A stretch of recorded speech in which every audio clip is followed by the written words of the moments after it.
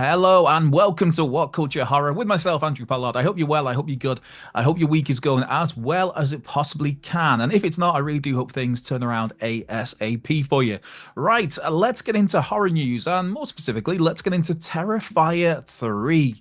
As announced by director Damien Leone, Terrifier 3 has become the highest grossing unrated movie of all time, which is quite the accolade for Damien Leone, David Howard Thornton, and the rest of those involved with the Terrifier franchise. Now, in terms of actual numbers, the past few days have seen Terrifier 3 pass $55 million dollars at the worldwide box office from a budget of, I think it was around $2 million. dollars. So that's quite the profit margin there that you're making already. For context, the record was previously held by Renaissance, a film by Beyonce, which picked up $43 million dollars last year.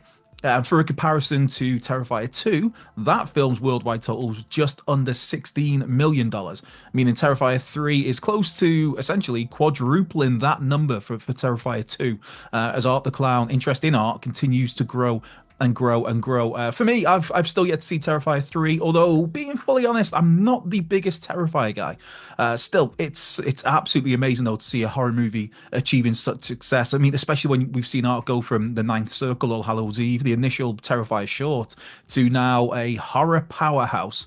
Yeah, Terrifier, man, it's big business, and it is. It's cool to see. It's cool to see ideas like this getting an audience and obviously launching a new horror icon, as has been the case over the past few years with art. And hey, who knows? My local cinema has a showing of Terrifier 3, I believe.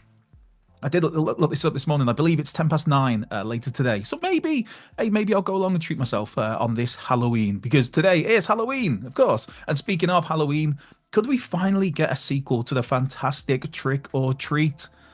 Maybe. You're telling me there's a chance. The wonderful folks over at Arrow Video put together a stunning new 4K release of Trick or Treat. A new release that obviously it's sold out already by the time I went to buy it, so that sucks. Although I have seen a few on eBay, which I may have to treat myself to that, because Trick or Treat is such a great film.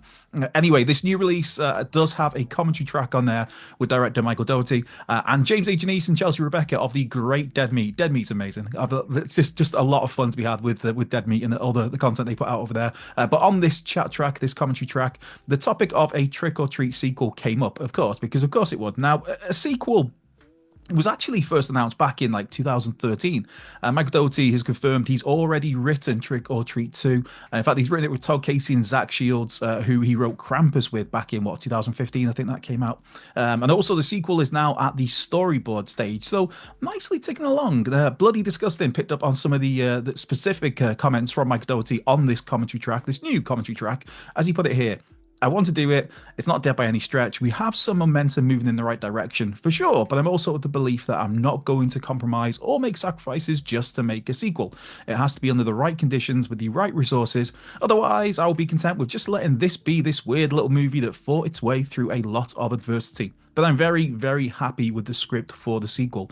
So yeah, here's hoping that somehow we do finally get that Trick or Treat 2. And for now, though, that first film, it just remains an absolute classic, man. It's an all-timer of an anthology and the perfect movie for Halloween season. So, yeah, if you have Trick or Treat at home, or if you have been lucky enough to get this new Arrow release, watch that tonight or watch that over the weekend, because it's just...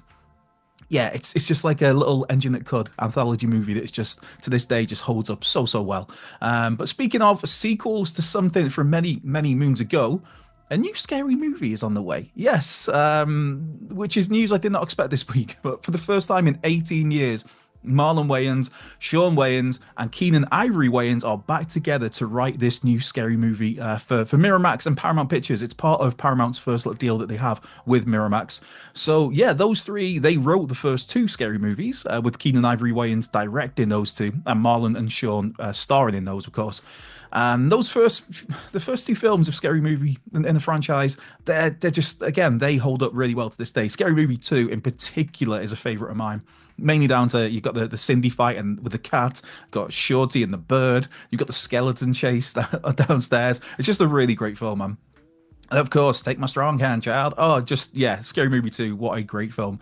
And of course, the Scary Movie franchise, if you've been living under a rock, it's so far, there's been 5 films, and they essentially spoof the horror films of that particular time and beyond. There's a little bit from the past as well. I mean, Scream has been been parodied. The Blair Witch Project, I know we did last summer, The Shining, House on Haunted Hill. That's just some of the tip of the iceberg there of films that have been spoofed in these scary movies.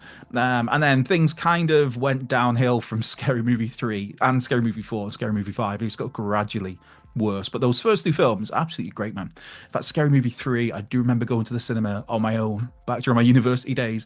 And it was one of those rare times where it's like, I think I might have to leave the cinema. This is so bad. I just thought that film was awful. I did stick it through. I've still yet to leave a cinema early, but man, Scary Movie 3 was rough. And then 4 and 5, even rougher. But yeah, on this development, the Wayans released a statement to Deadline where they basically just talked about their excitement in bringing laughs back to the cinema. And if they can get somewhere close to those first two Scary Movie films, that will do very, very nicely for me, is all I'm going to say on that. One last major topic for today. Marvel has revealed that Marvel Zombies will premiere on Disney Plus next October.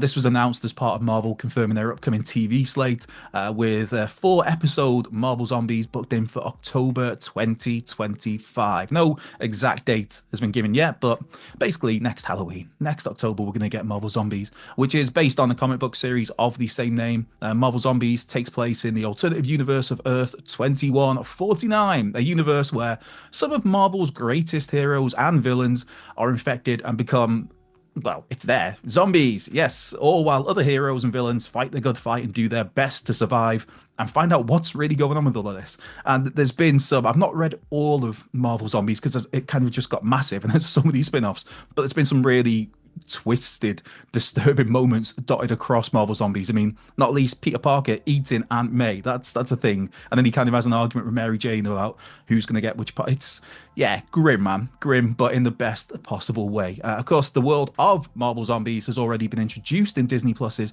What If series. And it's been confirmed that the Marvel Zombies series will continue where things left off, essentially, with What If. Now, one very final brief note before I get out of here. An Ilphonics killer Klowns from Outer Space game has now launched a swanky new map that showcases the Crescent Cove Mall. And man, that map dropped yesterday, and so far I've had an absolute blast on the few times that I managed to land on that and get to have a little bit of a playthrough. So that's probably what I'll spend my Halloween night doing. And if you do come across me on Killer Klowns, obviously you'll be toast, man. Hey, I'm level 229, just saying.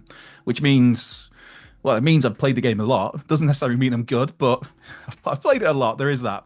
And with that, I've been Andrew Pollard. This has been What Culture Horror. Be sure to check out the other excellent video that's floating around here somewhere. Whether you're trick-or-treating tonight, having a movie marathon, or just generally getting up to no good, be sure to have a great Halloween, a great rest of your week. And I'll be back on Monday with more horror goodness.